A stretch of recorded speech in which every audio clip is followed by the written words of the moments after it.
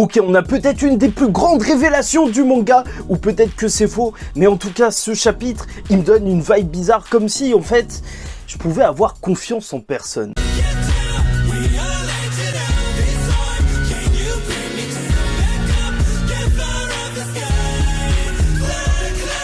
Mesdames et messieurs, ici Chad et on se retrouve aujourd'hui pour la review du chapitre 341 de Black Clover qui se nomme Brume. Et bien entendu, peut-être que c'est en rapport avec les nuages qui se trouvent au-dessus du ciel lorsque Asa est en train de le regarder la nuit. Et peut-être que quelqu'un va ouvrir le ciel en deux, donc, ou peut-être que bien plus se cache lors de ce chapitre. Et donc on a trois sujets plus ou moins à traiter avec Asta et Ryu, le shogun, étant donné que en fait j'ai l'impression d'avoir un petit peu plus compris pourquoi le personnage du Shogun était là dans l'histoire de Black Clover, qu'est-ce qu'il apporterait à Asta.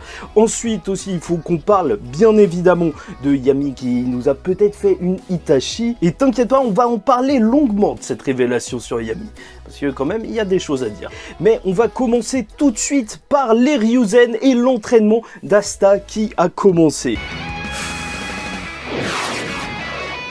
Bon. Faut pas se mentir, en fait, ça ouvre directement sur les designs des personnages. Je vous avoue que je m'attendais à quelque chose de plus badass vu que les bandits étaient ultra badass. Mais non, en fait, voilà, ils sont en plein entraînement. Ils ont tabassé Asta assez facilement, juste avec le Zeten, en fait. Pas de magie qui a été utilisée. Et franchement, je préfère le nom de séparation céleste. Je trouve ça plutôt badass en français. Non, franchement, fais semblant, Tabata. Fais au moins semblant qu'ils sont charismatiques. Non.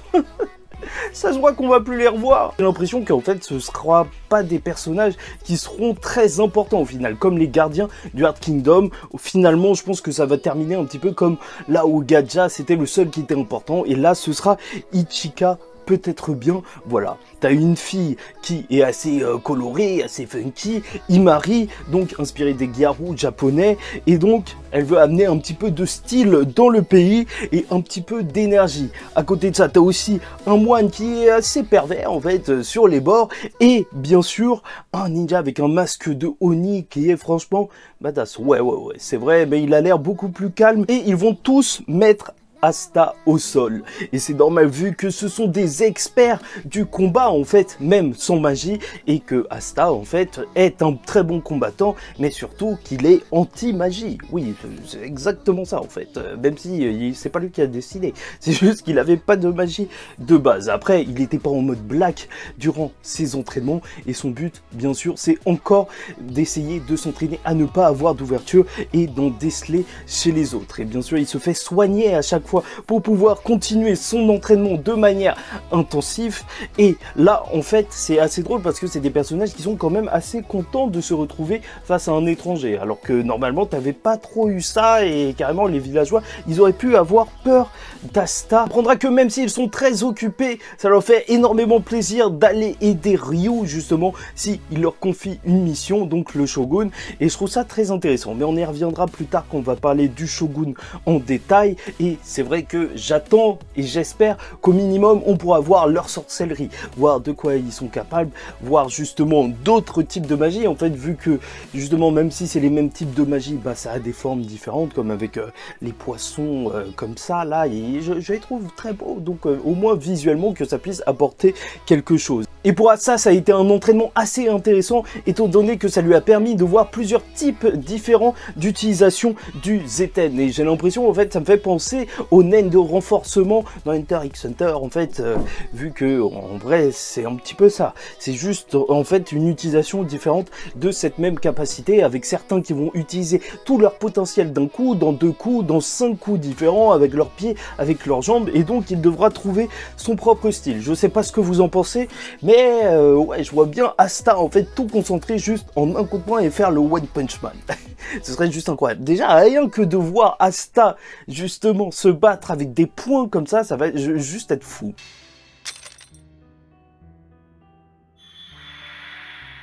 Mais passons directement au sujet de Ryu, donc le Shogun, un chef que je prenais jusque-là, peut-être, j'avais pas entièrement confiance en lui, parce que je me disais qu'il avait quelque chose de bizarre, et j'ai pas entièrement confiance en lui non plus, mais j'ai l'impression, en fait, à comprendre justement ce que Tabata pourrait essayer de nous faire dire avec ce personnage. Parce que en fait c'est à travers la conversation qu'il va y avoir directement avec Ichika que ça va être assez intéressant, parce qu'elle va tenir compagnie à Asta alors que Ryu ne peut pas, étant donné qu'il utilise justement son pouvoir pour surveiller tout le pays entier. Et on apprendra que ce pouvoir il se nomme clairvoyance. En fait je sais pas si ce sera entièrement traduit, on verra bien la semaine prochaine et après je vous dirai le terme japonais si vous préférez. Et donc il voit tout ce qui se passe au moment présent. Et ça, c'est assez intéressant et on y reviendra parce que je pense que c'est peut-être une clé pour le mystère sur Yami.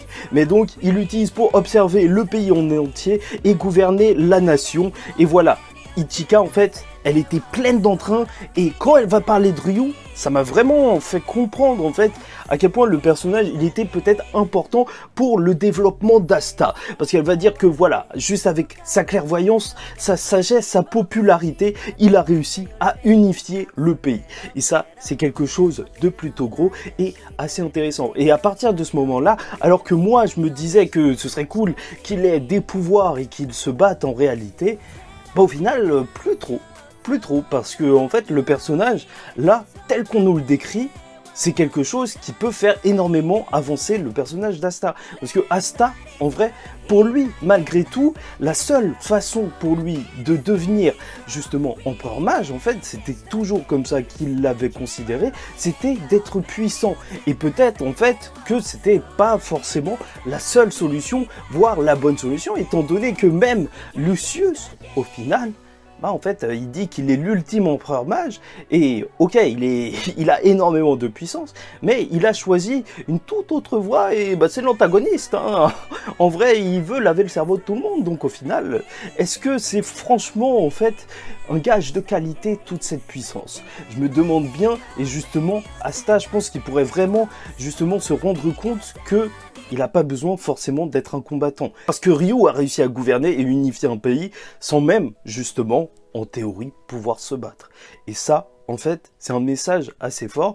C'est pour ça que je me demande si Tabata, même avec ce personnage, il préparerait pas Asta, justement, à perdre ses pouvoirs, mais à quand même, justement, se rendre compte qu'il peut quand même devenir empereur mage. Il peut quand même être quelqu'un d'important, même s'il n'a pas de magie. Parce que c'est vrai que de toute manière, l'anti-magie, c'est arrivé tellement de manière bizarre. Parce que Libé, il avait rien, il s'est retrouvé dans un grimoire, il avait de la haine et il y a de l'anti-magie qui est sorti. En vrai, on n'a toujours pas d'explication et il nous faut une explication sur ça. Et franchement, ouais. Fin de série, Asta sans anti-magie, vous en pensez quoi? Voilà, n'hésitez pas à me dire ça en commentaire. D'ailleurs, n'hésitez pas non plus à liker ou disliker et vous abonner parce que chaque semaine, on parle de Black Clover avec passion. Enfin bref, voilà, j'ai vraiment l'impression qu'on nous construit quelque chose en termes de développement pour Asta au final dans ce pays et que c'est pas juste un entraînement. Bon, bref, passons à la dernière partie de ce chapitre sur le cas Yami.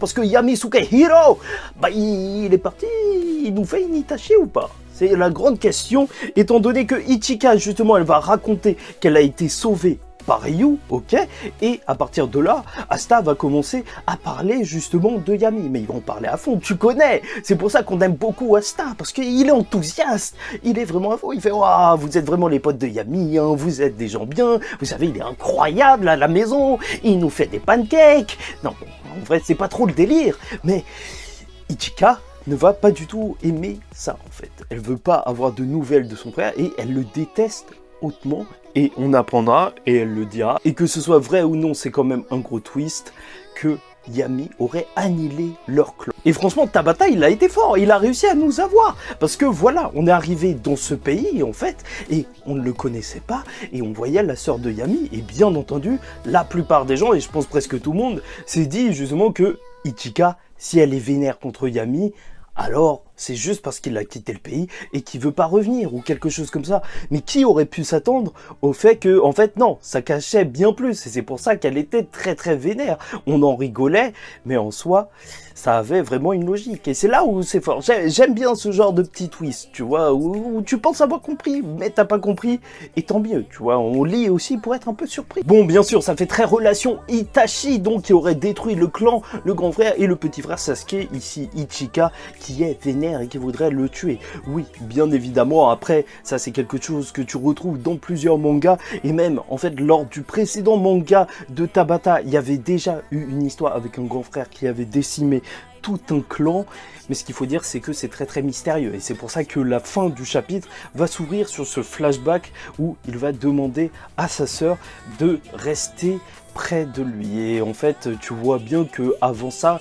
elle avait pas cette tête de tout le temps vénère. Donc voilà, essayons de voir un petit peu les possibilités. Donc il y a la possibilité accidentelle, bien entendu, donc il aurait fait tuer le clone par accident en libérant quelque chose, ou même en faisant chavirer le bateau, je ne sais pas, tout simplement, ou peut-être qu'il a fait un truc interdit parce que c'est un voyou et que voilà, ça s'est mal passé au final. Ok, ça peut passer. Mais là où c'est intéressant, c'est que quand même sa sœur est vivante, et c'est pour ça que là il y a quand même quelque chose qui pourrait jouer. Est-ce que Yami aurait vraiment tué son clan et il aurait fait une Itachi, et justement en fait ce serait parce que son clan, je sais pas, peut-être qu'il serait lié avec les démons, et ça expliquerait pourquoi il était plus ou moins ami avec Nacht, parce qu'il sentait qu'ils avaient plus ou moins la même histoire, même si en vrai le pacte avec les démons ça s'est passé après, mais voilà, en vrai Yami, peut-être que ça cache quelque chose. La magie de ténèbres, de toute façon, a toujours été très mystérieuse, en fait. Et on peut même se dire que, en vrai, ça se trouve que tout ça, en fait, tout ce qui s'est passé, son clan qui a disparu, c'est peut-être dû à Lucius. Parce qu'au final, Lucius, voilà, rien n'est arrivé par hasard. Moi, j'attends encore le moment où Lucius va révéler la théorie de l'horloge. Oui, il l'a confirmé. Et on sait jamais, ça se trouve que Yami a annihilé le clan, peut-être, justement, parce que son propre clan voulait le tuer. C'est vrai qu'il y a toujours eu cette question de discrimination dans Black Clover, en fait, à travers les différents types de magie. Et si à Clover, en fait, on te crache dessus, on traite de paysans, de ploucs, de mecs à la magie dégueulasse, bah là-bas, on sait jamais. Ça se trouve que dans le pays du soleil levant, alors c'est autre chose. C'est peut-être, en fait, on va t'exécuter parce que tu as une magie qui ressemble à une magie démoniaque. Tu vois, comme la magie des ténèbres. Et donc Yami, il aurait très bien pu tuer tout le clan pour sauver sa petite sœur. Oui, peut-être bien. Et tu connais, ça aurait pu mener Yami justement à créer le taureau noir, un endroit où il n'y aurait pas de discrimination, où même chacune des erreurs passées ne serait pas grave. En fait, tu comprends de plus en plus pourquoi Yami a fondé le taureau noir. Et là où c'est très intéressant, c'est parce que, voilà, on y revient. Ryu voit toutes les choses au présent, et je pense que c'est pas pour rien en fait que ça a été spécifié. De toute façon, si c'est spécifié, c'est que sûrement ça va avoir une utilité, et là on peut se dire que son pouvoir, peut-être qu'il ne l'avait pas depuis sa plus tendre jeunesse, et ça se trouve que même eux ne connaissent pas la vérité en fait, parce que s'ils pouvaient voir dans le passé, peut-être qu'il aurait vu autre chose, peut-être vraiment qu'il y a un mystère autour de l'annihilation du clan et que personne ne l'a réellement compris, même dans le monde de Black Clover. Et même, voilà, t'es obligé de penser aussi à Ryu Mastermind, parce que Tabata il aime tellement les traîtres que ça nous rend fou. Oui, bien sûr, bien sûr.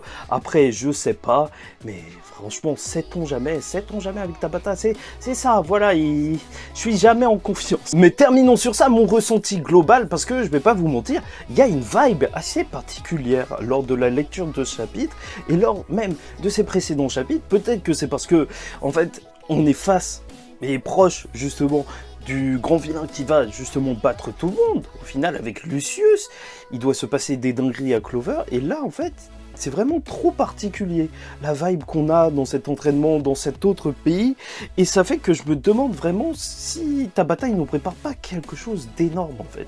Un énorme twist, où, tu vois, par exemple, t'apprendrais que t'es même pas dans le pays de Yami, et que t'es dans le pays des démons, et que Asta il voit les choses bizarrement. Parce que voilà, même quand on évoque comment rentrer, bah justement c'est l'UD, donc vraiment c'est particulier. Est-ce que même ce serait peut-être juste le monde des morts, et que donc en fait tous ceux qui se trouveraient là seraient peut-être déjà morts, parce qu'il y a quand même de la brume au-dessus de leur tête la nuit. Je sais, c'est nul, mais c'est... je sais pas pour vous, mais il y a une vibe très bizarre qui se dégage des différents chapitres.